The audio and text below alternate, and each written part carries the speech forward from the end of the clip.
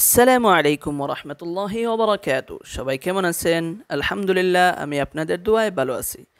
আজ আমরা শিখব সূরাতুল লাইল। এই সূরাটি মক্কায় অবতীর্ণ হয়েছে। অবশ্যই এখনও যারা রায়হান ভয়েস অফ কোরআন এই চ্যানেলটি সাবস্ক্রাইব করেন নাই, অবশ্যই সাবস্ক্রাইব করবেন।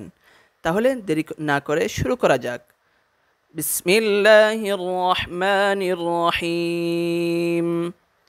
ওয়াল-লাইলি ইযা ইয়াগশা والنهار إذا تجلى وما خلق الذكر والأنثى إن سعيكم لشتى فأما من أعطى واتقى وصدق بالحسنى فسنيسره لليسرى وأما من بخل واستغنى وكذب بالحسنى فسنيسره للعسرى وما يغني عنه ماله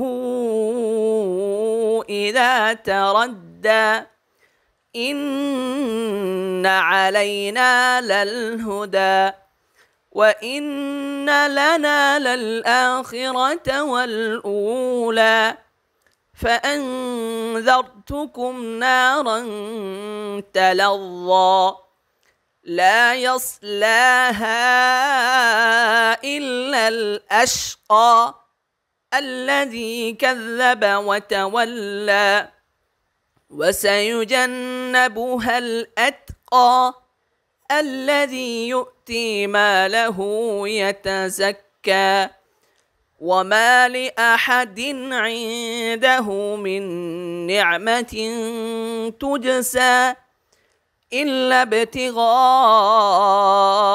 وجه ربه الأعلى ولسوف يرضى لا يصلاها إلا الأشقى।